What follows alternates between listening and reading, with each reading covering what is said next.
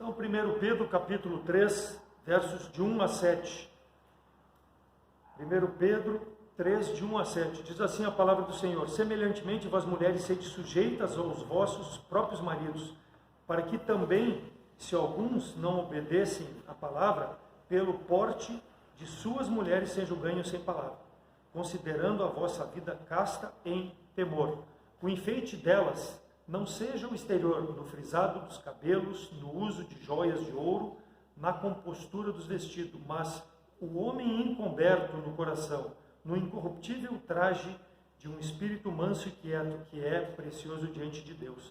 Porque assim se adornavam também antigamente as santas mulheres que esperavam em Deus e estavam sujeitas aos seus próprios maridos, como Sara obedecia a Abraão, chamando-lhe de Senhor, da qual vós sois filhas, fazendo o bem e não temendo nenhum espanto. Igualmente, vós maridos, coabitai com elas com entendimento, dando honra à mulher, como vaso mais fraco, como sendo vós os seus co-herdeiros da graça da vida, para que não sejam impedidas as vossas orações.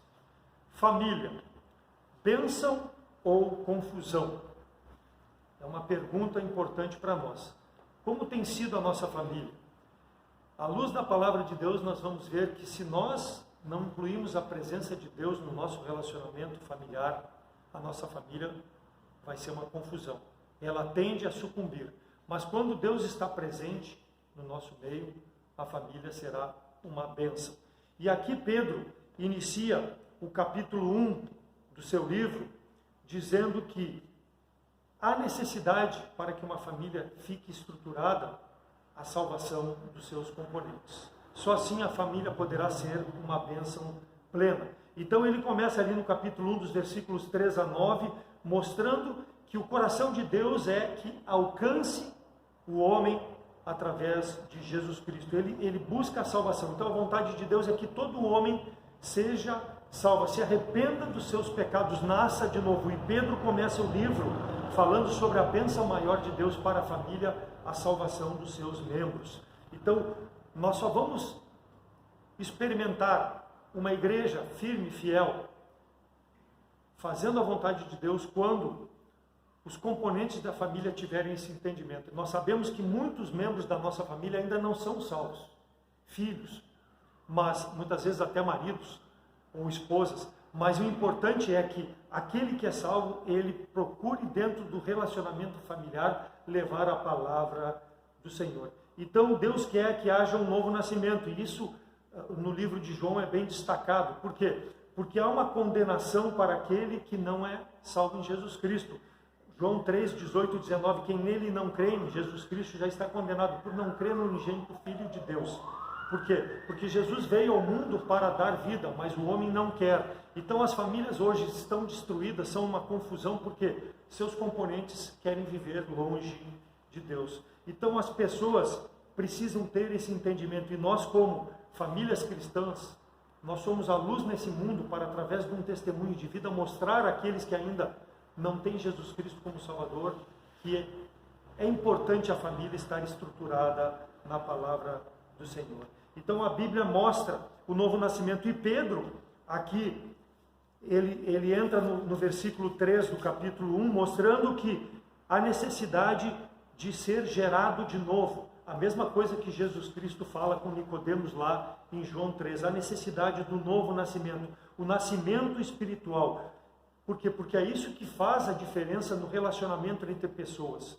Quando nós temos o Espírito de Deus, recebemos a salvação em Jesus Cristo, automaticamente o Espírito é dado a nós. Nós temos esse Espírito que nos controla, nos dirige nos relacionamentos.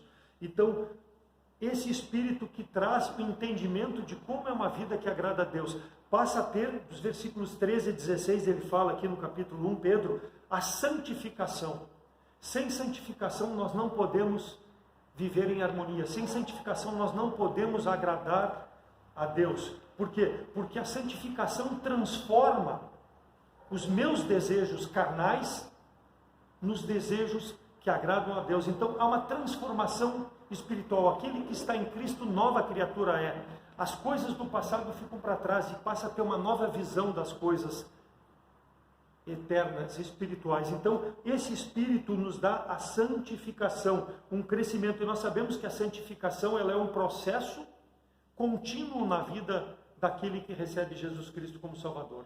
No momento que ele é salvo para todo sempre. Mas a santificação é um processo diário. E por isso eu preciso ter o contato com a palavra do Senhor para a santificação. E ele fala no versículo 14, a palavra-chave: como filhos obedientes, não vos conformando com as vossas concupiscências que antes havia em vossa ignorância.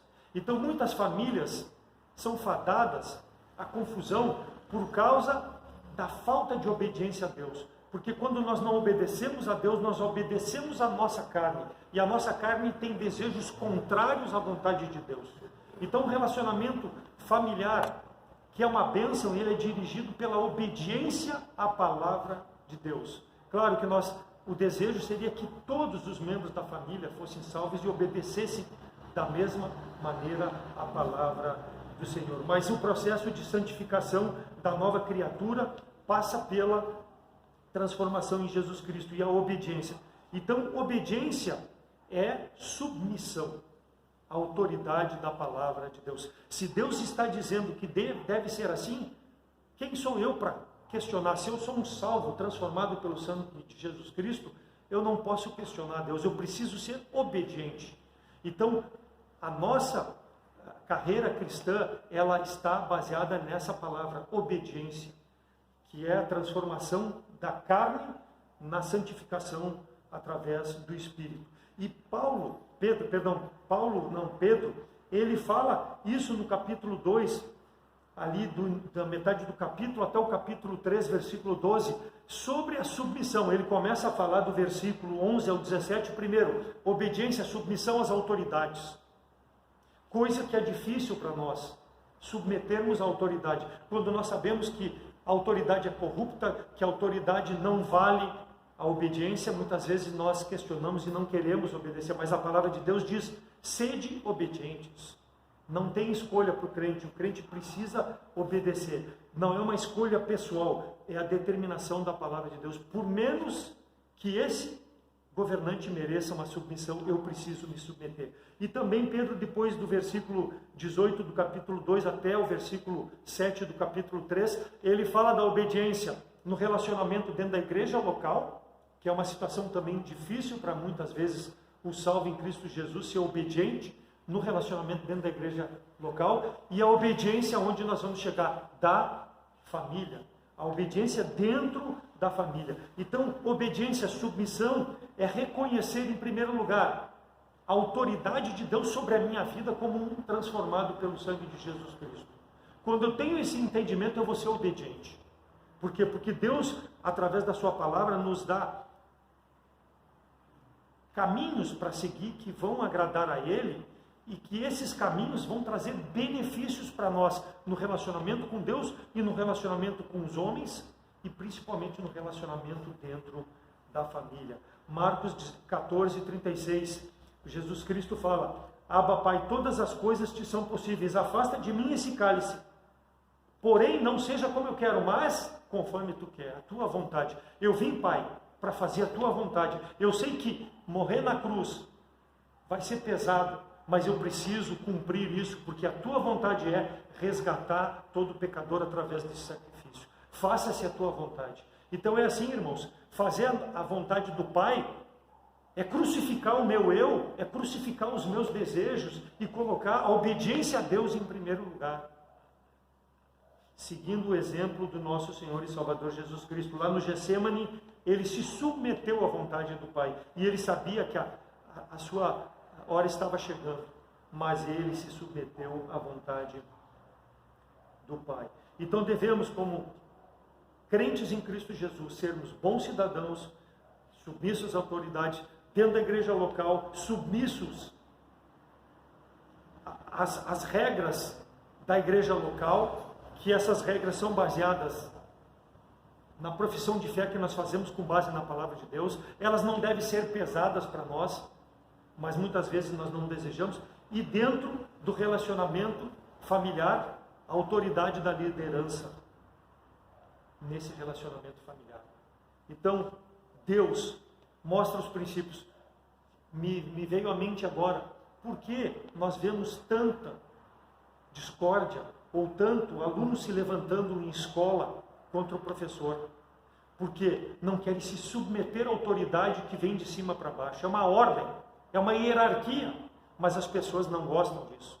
E muitas vezes nós, como salvos, irmãos, temos uma atitude semelhante ao incrédulo, que não pode passar pela nossa mente e coração a desobediência à palavra do Senhor. Então, eu quero ser um líder, sim, mas primeiro eu preciso servir. Jesus Cristo se despojou de tudo que tinha diante de Deus e veio a esse mundo sofrer pelos nossos pecados. Ele é o nosso exemplo. Para liderar, precisa primeiro passar pela cruz, pelo sacrifício, para depois poder liderar.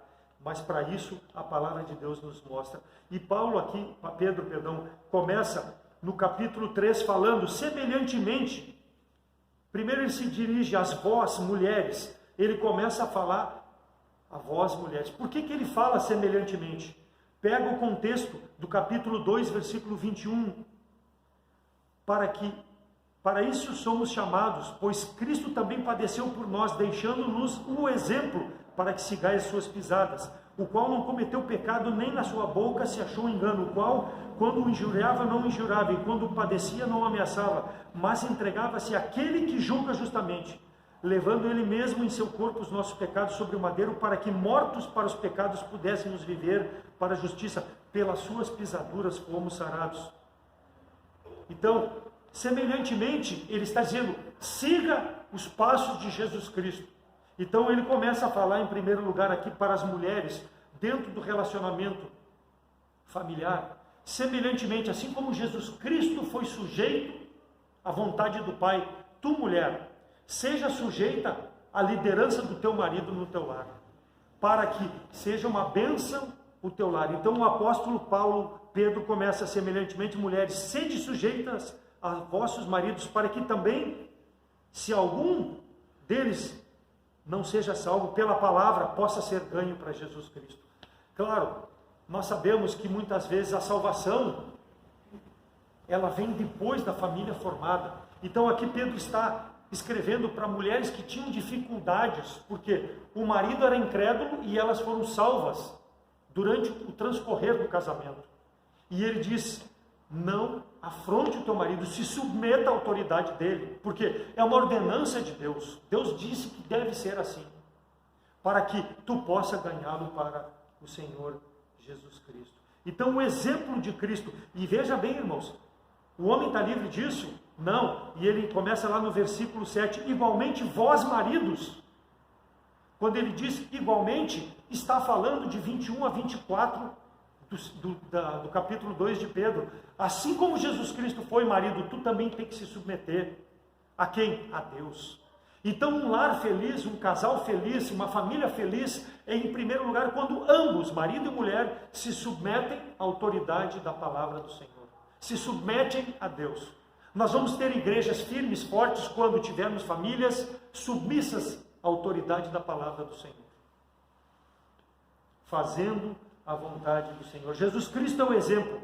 Então, o capítulo 2, versículo 21 a 24, nos dá o contexto da submissão, que fala tanto para mulheres como para marido. Mas nós vamos ver quais são as duas responsabilidades, tanto do marido como da mulher, nesse relacionamento dentro do casamento. Mas ambos precisam se submeter em primeiro lugar ao Senhor. Maridos e esposas, façam um casamento reflexo daquilo que Jesus Cristo fez por nós na cruz. Se submeteu à vontade do Pai para fazer o que agrada a Deus.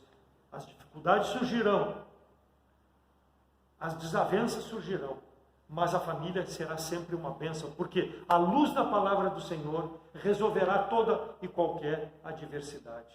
Família, então, chegando no nosso tema, bênção ou confusão. Então, o primeiro aspecto, Pedro fala no capítulo 3, versículo 1, para as mulheres. Por que ele fala para as mulheres se submeter ao marido?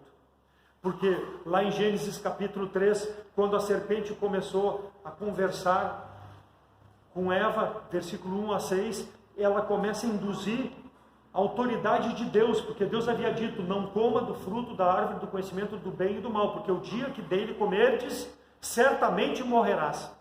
E a serpente, Satanás, usando a serpente, começa a dizer, não é bem assim como Deus fala. Não vai. Deus é um Deus egoísta, não quer que tu seja igual a Ele. Come.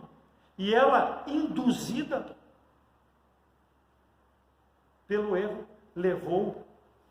primeiro comeu e depois levou ao homem também a cometer o pecado. E vendo a mulher que aquela árvore era boa para comer e agradável aos olhos, a árvore desejada para dar entendimento, tomou do seu fruto e comeu. E deu também ao marido. E o marido comeu, ele aceitou. Então a serpente convenceu Eva para comer o fruto lá no Éden, e Eva seduziu também o seu marido, convenceu ele a comer. Adão não foi forçado, Adão comeu porque quis.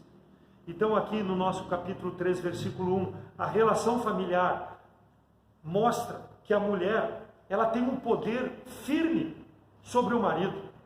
A mulher pode dominar o marido e fazer dele o que ela bem entende. Porque assim como Eva foi enganada e enganou o marido, a mulher tem a mesma perspicácia.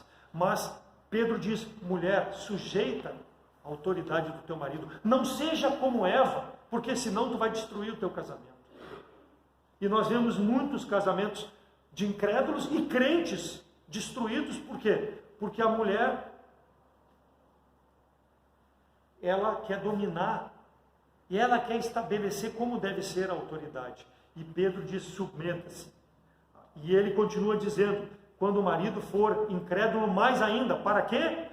Para que tu possa, final do versículo 3, capítulo 3, versículo 1, ganhá-lo para Cristo. Então, maior responsabilidade a mulher salva no decorrer do casamento, se o marido não é crente, com a sua perspicácia, com o seu poder de testemunho, ela deve usar isso para a glória de Deus, para ganhar o marido para Cristo. Então, esse primeiro casal pecou e nos serve como exemplo, porque o pecado passou a todos nós, mas nós, através da palavra de Deus, temos o Espírito que nos conduz a fazer aquilo que agrada a Deus. E por causa do pecado, Deus estabeleceu o versículo 16 do capítulo 3 de Gênesis, a mulher vai multiplicar a semente com dor para ter filhos, e o desejo será para teu marido, e tu serás dominada por teu marido. Deus estabeleceu que fosse assim, mas não para o mal, para que pudesse dar um entendimento que há necessidade de uma liderança que domine as decisões dentro do lar. O mundo diz, mulher, faz do jeito que tu quer, não se submete ao teu marido. A Bíblia diz, Deus fala, mulher salva, com o teu comportamento, com a tua fidelidade, com a tua santidade, ganhe o teu marido para Cristo. E se for salvo, se teu marido for um banana, porque não quer crescer espiritualmente, mostre como deve viver espiritualmente para que ele possa ser um líder, porque a mulher tem influência para isso, para que haja de forma a fazer a vontade de Deus. Então a palavra de Deus, ela precisa ser obedecida. Versículo 1, obrigação da mulher, sujeita-se ao marido. Submissão, sujeição, vem lá do grego, encaixar-se às ordens, é como um serviço militar, encaixar-se às ordens, existe a patente militar, e de cima para baixo, até chegar no soldado, do comandante, do general, até chegar no soldado, cada um sabe das suas responsabilidades. Então Deus dá oportunidade para que a mulher seja uma influência, uma bênção na família, se o marido não é salvo, ou se o marido é fraco espiritualmente. Influencie para o bem, porque Deus deu esse poder à mulher. E se ela é serva fiel, ela vai ser uma bênção influenciando. Então não deve ter medo do marido, seja ele salvo, seja ele incrédulo, mas deve mostrar uma vida nesse relacionamento santo, conjugal, que ele precisa se submeter também à vontade de Deus para a sua vida. A mulher deve tomar o seu lugar com amor e mostrar esse amor se submetendo à autoridade do seu marido. Mesmo que o mundo, pelos movimentos feministas, difunda qualquer tipo de ideia contrária, Por quê? Porque é coisa do inimigo. Assim como foi no Jardim do Éden, o inimigo continua fazendo isso na mente e no coração das mulheres. Principalmente muitas mulheres crentes em Cristo Jesus. Então a esposa deve aceitar de bom grado a orientação e a liderança. Veja bem, orientação e liderança. Não é empurrar a goela abaixo, marido. É orientação e liderança. Subordinação, para que o lar seja uma bênção e não sofra em razão dessas desavenças. Uma equipe de futebol, uma equipe de basquete, uma equipe de vôlei, ela só é bem sucedida, só conquista títulos se, pela autoridade do seu líder, que é o técnico, aqueles liderados fizerem conforme está sendo treinado e sendo feito. Com muito treino e muita subordinação vai ser bem sucedida. Assim é o relacionamento, então, entre o marido e a mulher. Igualmente, então, semelhantemente, a mulher tem que se submeter, porque Cristo se submeteu ao Pai e nos deu o exemplo. A mulher não pode ser rebelde. Se a esposa estiver sujeita ao Senhor, ela não terá dificuldade de se submeter à autoridade do marido. Ela vai fazer com amor, porque como se fosse para o Senhor.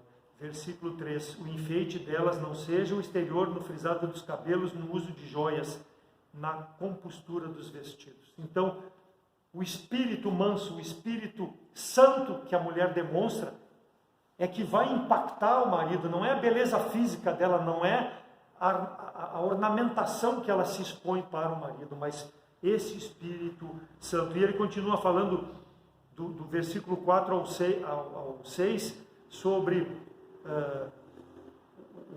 a forma da mulher se adornar, né? Que antigamente as mulheres santas esperavam em Deus e estavam sujeitas a seus próprios maridos. E cita o exemplo de Sara, que chamava Abraão de Senhor. Ah, mas naquela época era diferente, era outra cultura. Não, é o mesmo procedimento, não precisa chamar o marido de Senhor. Mas o fato de se submeter ao relacionamento está mostrando com a postura que realmente está cumprindo a palavra do Senhor. Então a modéstia da mulher, seja na igreja local, seja no relacionamento dentro da sua casa, ela precisa ser demonstrada, porque o mundo mostra outro comportamento, mas a mulher cristã, ela vai se mostrar com um Espírito Santo, com uma ornamentação de um coração pronto a fazer a vontade de Deus. Claro, a mulher tem que se vestir, a mulher pode se pintar, a mulher tem que se apresentar bem para o seu marido, ela precisa, num visual, mostrar o mesmo interesse que o marido teve antes de casar por ela, ela precisa ter essa continuidade. A mulher não pode se desleixar, ela tem que cuidar do que Deus lhe deu.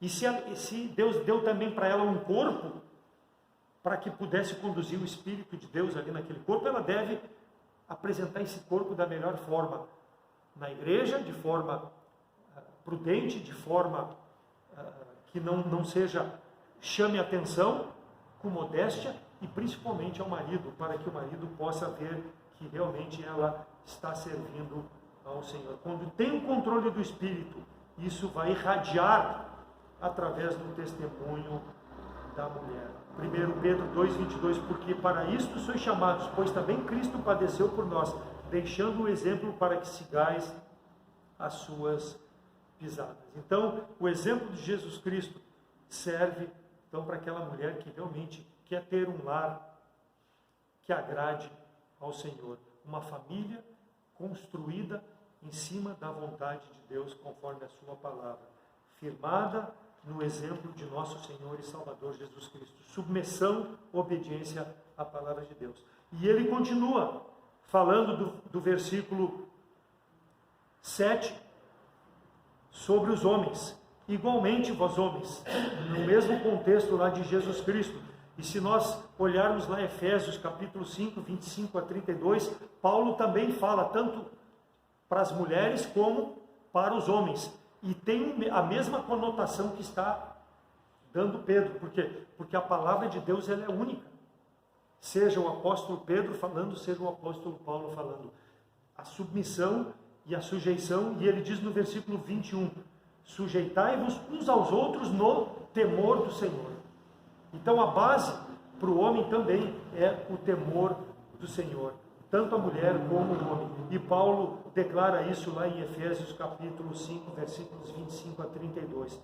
Então, irmão, homem, esteja preparado para exercer a hierarquia que Deus te deu, de liderar a família, mas siga o exemplo do Salvador, que não usurpou ser Deus, que veio a esse mundo para sofrer pelos nossos pecados, se despojou da sua condição de Deus para ser sacrifício no nosso lugar.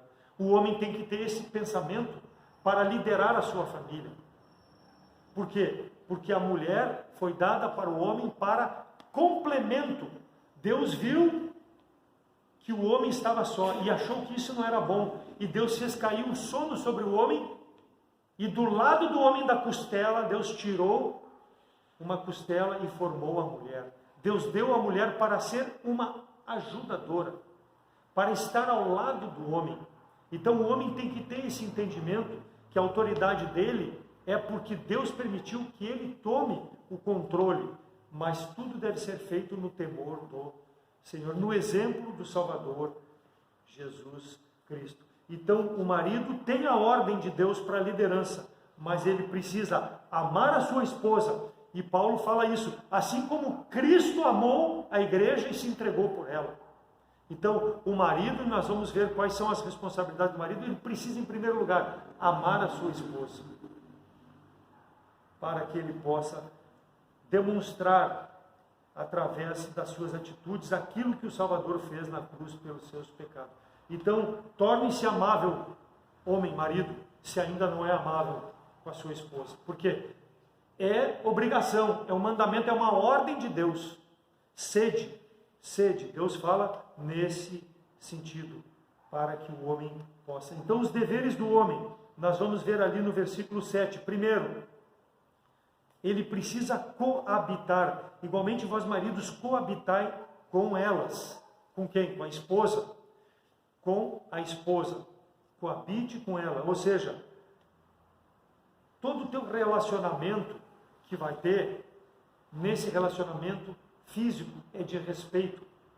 Não pode agredir, não pode levantar voz, não pode ter um comportamento extremista nesse relacionamento. Coabita com ela, ou seja, coabitar é ter comunhão e um bom relacionamento. Supra as necessidades físicas da mulher, supra o sustento dela, supra todas as necessidades fisiológicas, tudo que for necessário para que a mulher tenha condição de fazer a sua parte dentro desse relacionamento. Então, coabitar a parte física. Depois ele fala, continuando ali, com elas com entendimento. Está apelando para a parte intelectual, para a parte da razão. Tratar a mulher com inteligência, porque a mulher é tão inteligente quanto o homem é inteligente. E ela vai perceber nesse relacionamento se ela está sendo tratada, sendo salva, conforme a palavra do Senhor.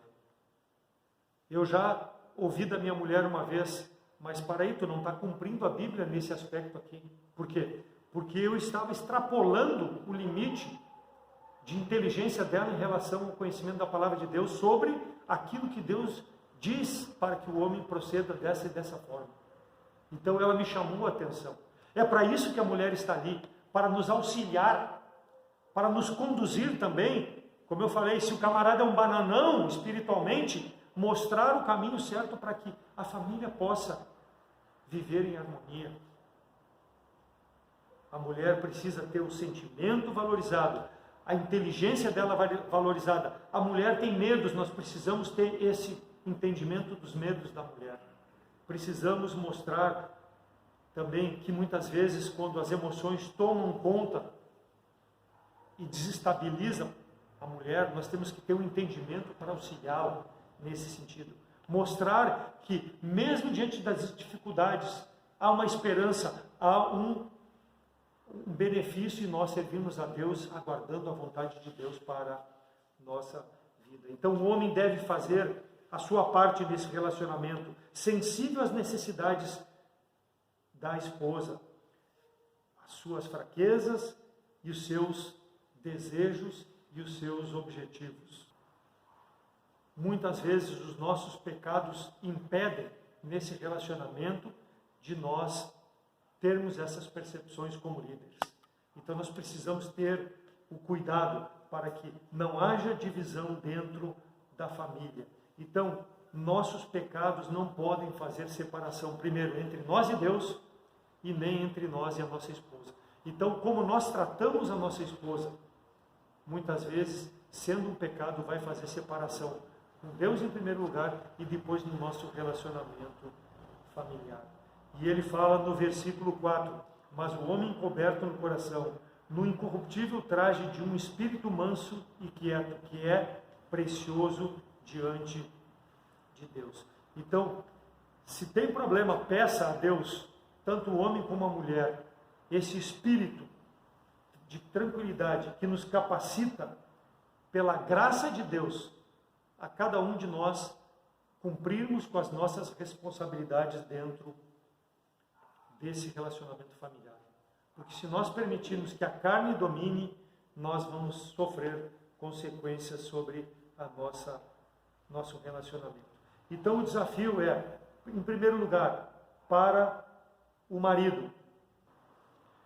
Tens a responsabilidade de amar a tua esposa, de respeitá-la, de tratá-la como um vaso mais fraco, para que aquilo que Deus te entregou possa ser preservado para a honra e glória do Deus Todo-Poderoso.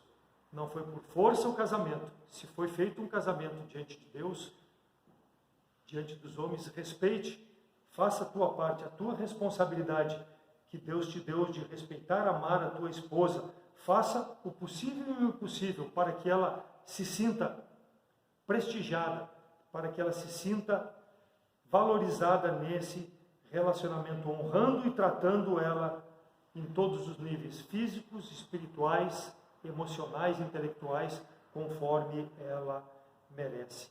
E Pedro mostra isso.